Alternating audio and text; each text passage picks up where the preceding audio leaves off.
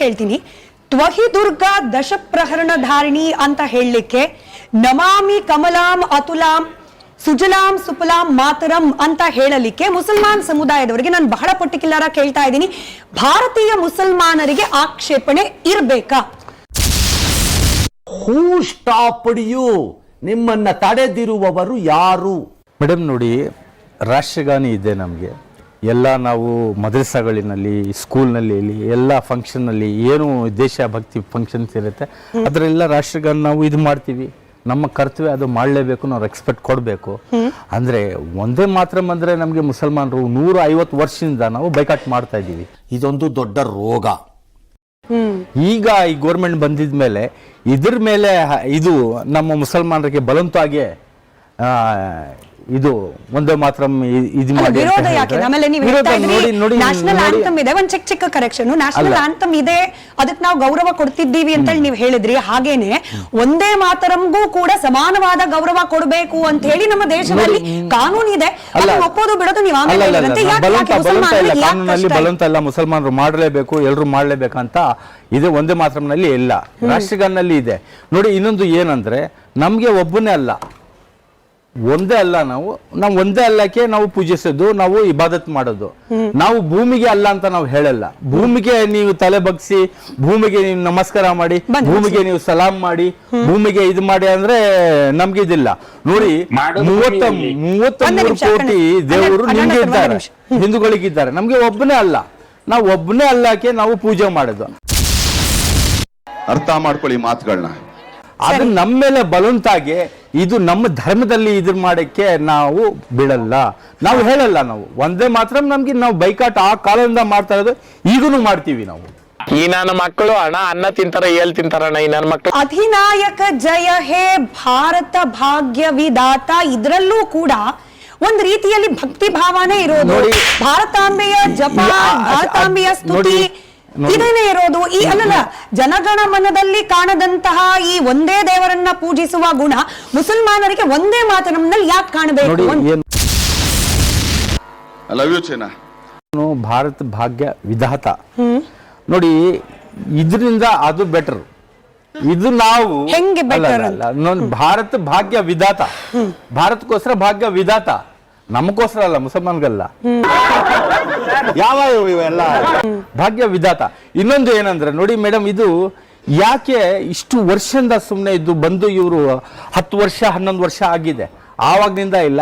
ಈಗ ಏನಾಗಿದೆ, ಬಿಜೆಪಿನಲ್ಲಿ ಅಭಿವೃದ್ಧಿ ಇಲ್ಲ, ತುಂಬಾ ಪ್ರಾಬ್ಲಮ್ ಒಳಗಡೆ ನಡೀತಾ ಇದೆ. ಇನ್ನೊಂದು ಏನಂದ್ರೆ ನೋಡಿ, ತಾಲಿಬಾನ್ ಅಂದ್ರೆ ಒಂಥರ ಟೆರಿಸ್ಟ್ ಈ ತರ ತೋರಿಸ್ತಾ ಇದ್ರು.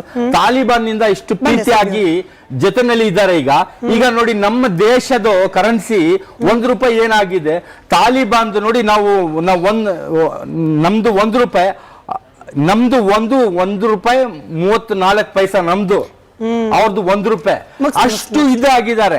ಇದೆಲ್ಲ ಮುಚ್ಚಕ್ಕೆ ನೋಡಿ, ಮುಸಲ್ಮಾನರು ಯಾವ್ಯಾವ್ದು ಇದಿದೆ, ಮುಸಲ್ಮಾನರು ಯಾವ ಬೈಕಾಟ್ ಮಾಡ್ತಾರೆ, ಹಲಾಲ್ ಆಗ್ಲಿ, ಇದು ಆಗ್ಲಿ, ಹಿಜಾಬ್ ಆಗ್ಲಿ, ನಾವು ತಿನ್ನೋ ಇದ್ರಲ್ಲಿ ಆಗ್ಲಿ, ಏನೇನೋ ಒಂದು ಇಶ್ಯೂ ಎದ್ಬಿಟ್ಟು ಇಲ್ಲಿಗಲ್ ಲೀಗಲ್ ಅಂತ ಮಸೀದಿ ಮೇಲೆ ಅಟ್ಯಾಕ್ ಮಾಡೋದು, ಇದರಲ್ಲಿ ಮಸೀದಿ ಎದುರುಗಡೆ ಹನುಮಾನ್ ಚಾಲೀಸ ಓದೋದು, ಮುಸಲ್ಮಾನರಿಗೆ ಮನಸ್ಸಿಗೆ ಯಾವ್ದಾವ್ದು ಧಕ್ಕ ಬರುತ್ತೆ ಆ ಕೆಲಸ ಬಿಜೆಪಿ ಗೌರ್ಮೆಂಟ್ ಇದು ಮಾಡ್ತಾ ಇದ್ದಾರೆ.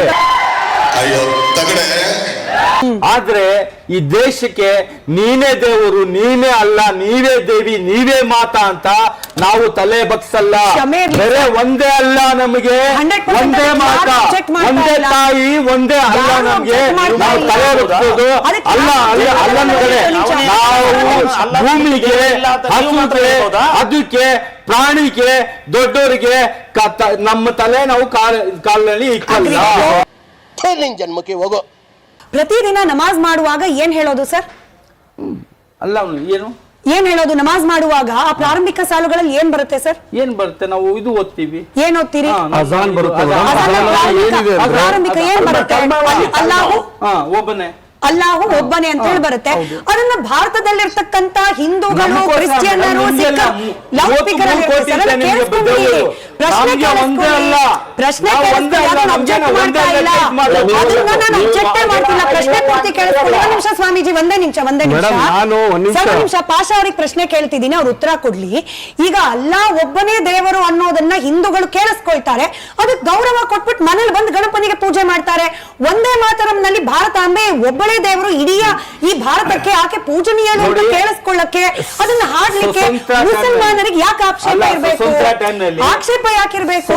ಹಿಂದೂಗಳಿಗೆ ಅಲ್ಲ ಒಬ್ನೇ ಅಂತ ಕೇಳಿಸ್ಕೊಳ್ಳೋಕ್ ತೊಂದರೆ ಇಲ್ಲ ಸರ್. ಯಾರು ಮಾಡಕ್ ಸಾಧ್ಯ ಆಗಲ್ಲ. 1937 ಗಿಂತ ಮುಂಚೆ ಮುಸಲ್ಮಾನರು ಹಿಂದೂಗಳು ಇಬ್ರು ಹಾಡ್ತಿದ್ದಂತ ಹಾಡು ಎಲ್ಲ ಸರ್. ದಯವಿಟ್ಟು ಕೇಳಿಸ್ಕೊಳ್ಳಿ. ಸಾದಿಕ್ ಪಾಷಾ ಅವರೇ, ನಾನು ಮಾತಾಡ್ತಾ ಇದ್ದೀನಿ, ದಯವಿಟ್ಟು ಕೇಳಿಸ್ಕೊಳ್ಳಿ. ಮತ್ತೆ ಸಾದಿಕ್ ಪಾಷಾ ಅವರು ನಿಮ್ಗೆ सारे जहां से अच्छा हिंदुस्तान हमारा ಅದು ನಮಗೆ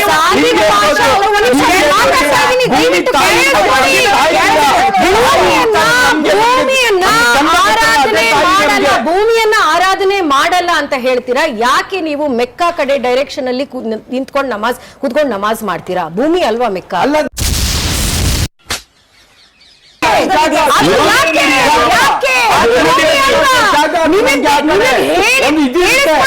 ಯಾವ ಮುಸಲ್ಮಾನರು ಜಾಸ್ತಿ ಸಂಖ್ಯೆ ಬಹುಸಂಖ್ಯೆಯಲ್ಲಿರುವಂತಹ ದೇಶದಲ್ಲಿ ಎಲ್ಲಿ ಜಾಸ್ತಿ ಕನ್ಸೆಷನ್ ಕೊಟ್ಟು ಇಲ್ಲ ಬೇರೆಯವ್ರನ್ನು ಕಟ್ಕೊಂಡು ಹೋಗ್ಬೇಕು ಅಂತ ಲಾಸ್ ಯಾವ್ದು ಮಾಡಿದ್ದಾರೆ? ಇಲ್ಲಿ ನಾವು ಪ್ರಾಬ್ಲಮ್ ಏನು ಅಂತ ಹೇಳ್ತಿರೋದು ಅಂದ್ರೆ, ಈ ಒಂದು ಸ್ಟ್ಯಾನ್ಸಾ ಡಿಲೀಟ್ ಮಾಡಿದ್ರಲ್ಲ, ಈ ಒಂದು ದೇಶದ ಸಂಸ್ಕೃತಿ, ಒಂದು ಭೂಮಿಯನ್ನ ತಾಯಿಯನ್ನ ದೇಶವನ್ನ ತಾಯಿ ಅಂತ ಆರಾಧಿಸುವಂತದ್ದು ಸಂಸ್ಕೃತಿ, ಅದನ್ನ ಗೌರವಿಸಕ್ಕೆ ನಿಮಗೆ ಯಾಕೆ ಇಲ್ಲಿ ನಾವು ಕೇಳ್ತಿರೋದು? ಹೌದು, ಈ ಭೂಮಿನಲ್ಲಿ ಹುಟ್ಟು ಇವಾಗ ನೀವು ಅಮೆರಿಕಕ್ಕೆ ಹೋದಾಗ ಕೇಳಿಸ್ಕೊಳ್ಳಿ ಅಮೆರಿಕ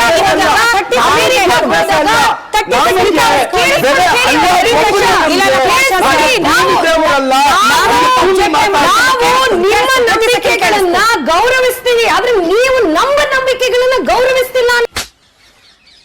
ಪಾಕಿಸ್ತಾನದ ಬಗ್ಗೆ ಅಂಬೇಡ್ಕರ್ ಅವರು ಬರ್ದಿರೋದು, ನೀವು ಅಮೆರಿಕಾಗ ಹೋದಾಗ ಡಾಲರ್ ಬಿಲ್ ಅಲ್ಲಿ ಬರ್ದಿರೋದು ಇನ್ ಗಾಡ್ ವಿ ಟ್ರಸ್ಟ್, ಹಂಗಂತ ನೀವು ಡಾಲರ್ ಬಿಲ್ ಅಲ್ಲೇ ಉಪಯೋಗಿಸಲ್ಲ, ನಿಷೇಧ ಮಾಡ್ತೀರಾ?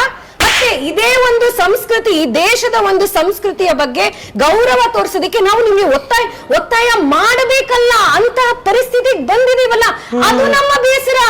ಒತ್ತಾಯ ಆಗಬಾರ್ದು. ಯಾಕೆಂದ್ರೆ ಒಂದೇ ಮಾತ್ರಂ ಅಂತ ಕೂಗಿದ್ದು ಈ ದೇಶವನ್ನ ಬ್ರಿಟಿಷರ ಆಳ್ವಿಕೆಯಿಂದ ಫ್ರೀಡಮ್ ತರಿಸಬೇಕು ಅಂತ.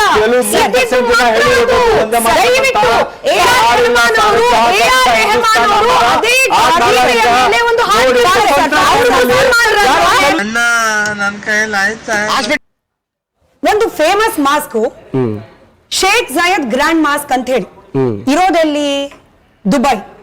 ಅಲ್ಲಿಗೆ ಹೋಗ್ಬೇಕು ಅಂದ್ರೆ ಭಾರತದ ಟೂರಿಸ್ಟ್ಗಳು ಅಥವಾ ಹಿಂದೂಗಳೇ ಹೋಗ್ಬೇಕು ಅಂದ್ರೂ ಕೂಡ ಹೆಣ್ಣು ಮಕ್ಕಳು ಅಲ್ಲಿನ ಕಸ್ಟಮ್ಗೆ, ಅಲ್ಲಿನ ಸಂಸ್ಕೃತಿಗೆ ಗೌರವವನ್ನ ಕೊಟ್ಟು ಬುರ್ಕಾನೋ ಹಿಜಾಬೋ ಹಾಕೊಂಡು ಹೋಗ್ಬೇಕು. ಹೋಗದೆ ಇರೋರಿಗೆ ಇದೆಲ್ಲ ನಿಯಮ. ನನಗೆ ಹೋಗ್ಲಿಕ್ಕೆ ಇಷ್ಟ ಇಲ್ಲ, ನನ್ನ ಪರಂಪರೆಯನ್ನು ನಾನು ಫಾಲೋ ಮಾಡ್ತೀನಿ, ನನ್ನ ಹಿಜಾಬ್ ಹಾಕೋಲ್ಲ ಅನ್ನೋರು ಆಚೆ ನಿಲ್ಬಹುದು, ಆರಾಮಾಗಿ ನೋಡ್ಬೋದು. ಆ ನೆಲದ ಸಂಸ್ಕೃತಿಗೆ ಗೌರವ ಕೊಡಬೇಕು ಅನ್ನೋದು ಅಲ್ಲಿ ನಿಯಮ ಕಡ್ಡಾಯ ಮಾಡಬಹುದು. ಅಂದ್ರೆ ಭಾರತದಲ್ಲಿ ಭೂಮಿಯನ್ನ ಪೂಜನೀಯ ಭಾವದಿಂದ, ಇಲ್ಲಿನ ಜಲವನ್ನ ಪೂಜನೀಯ ಭಾವದಿಂದ, ಇಡೀ ದೇಶವನ್ನ ರಾಷ್ಟ್ರಭಕ್ತಿಯ ಭಾವನೆಯಿಂದ ನೋಡಿ ಅಂತ ಹೇಳೋದು ಈ ನೆಲದ ಸಂಸ್ಕೃತಿ. ಆದ್ರೆ ಇದನ್ನ ನಾವು ಧಿಕ್ಕರಿಸ್ತೀವಿ ಅಂತ ಹೇಳಲಿಕ್ಕೆ ಮುಸಲ್ಮಾನರಿಗಲ್ಲ ಸರ್, ಹಿಂದೂಗಳಿಗೂ ಹಕ್ಕಿಲ್ಲ. Why I don't understand. ಏನು ಅಂದ್ರೆ ಆ ಪೂರ್ತಿಯಾದಂತಹ ಓದಿದ್ರಲ್ಲ, ನೆಹರು ಅವರು ಬರೀತಾರೆ ನೇತಾಜಿ ಸುಭಾಷ್ ಚಂದ್ರ ಬೋಸ್ಗೆ ಕಮ್ಯುನಲಿಸ್ಟ್ಸ್ ಅಪೋಸ್ ಮಾಡ್ತಾ ಇದ್ದಾರೆ ಆ ಸ್ಟ್ಯಾನ್ಸಾನ ಅಂತ. ಅಂದ್ರೆ ಏನ್ ಅರ್ಥ ಅದ್ರದ್ದು? ಯಾವಾಗ ಜಿನ್ನಾ ಅಪೋಸ್ ಮಾಡಿದ್ರು, ಯಾವಾಗ ಕಮ್ಯುನಲಿಸ್ಟ್ ಅಪೋಸ್ ಮಾಡಿದ್ರು, ಕಾಂಗ್ರೆಸ್ ಅದಕ್ಕೆ ಬಗ್ತು.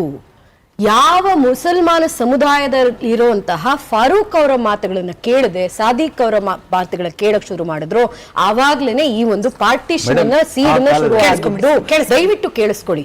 ನಾವು ನೀವು ಒಟ್ಟಿಗೆ ಇರಕ್ಕಾಗಲ್ಲ ಅಂತ ಹೇಳ್ತಿರುವಂತಹ ಮುಸಲ್ಮಾನರೇನೆ ಇಲ್ಲ. ಈ ಒಂದು ನೀವು ಎಕ್ಸ್ಪ್ಲನೇಷನ್ ಕೊಟ್ರಲ್ಲ, ನನಗೆ ಧನ್ಯವಾದಗಳು.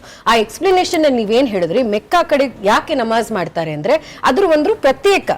ಹಾಗೆಯೇ ಈ ಸ್ಟ್ಯಾನ್ಸ್ಗಳಲ್ಲಿ ಇರುವಂತದ್ದು ಭಾರತ ಮಾತೆಯ ಒಂದು ಬೇರೆ ಬೇರೆ ವಿಷಯಗಳು ಅಥವಾ ಬೇರೆ ಬೇರೆ ರೂಪಗಳಲ್ಲಿ ನಾವು ಅದನ್ನ ಸ್ಮರಣಿಸ್ತೀವಿ ಅಷ್ಟೇ. ಅಷ್ಟೇ ನಾವು ಹೇಳ್ತಾ ಇರೋದು. ಯಾಕೆಂದ್ರೆ ನಮ್ಮ ನಂಬಿಕೆಯಲ್ಲೂ ಕೂಡ ಈ ಒಂದು ವಿಷಯವನ್ನು ತಗೊಂಡ್ರೆ ಅಥವಾ ಒಂದು ಯಾವುದೇ ಆದಂತಹ ಒಂದು ಆರಾಧಿಸಿರುವಂತಹ ದೇವಿಯನ್ನ ತಗೊಂಡ್ರೆ ಅವರ ಒಂದು ಏನು ಬೇರೆ ಬೇರೆ ಜ್ಞಾನಗಳಿದೆಯೋ ಅದ್ರ ಬಗ್ಗೆ ನಾವು ಪೂಜೆ ಮಾಡ್ತೇವೆ ಹೊರತು ಇದ್ರ ಬಗ್ಗೆ ಯಾಕೆ ಅಷ್ಟೊಂದು ವ್ಯತ್ಯಾಸ ಆಗ್ಬೇಕು ನಮ್ಮಲ್ಲಿ? ಇದ್ರಲ್ಲಿ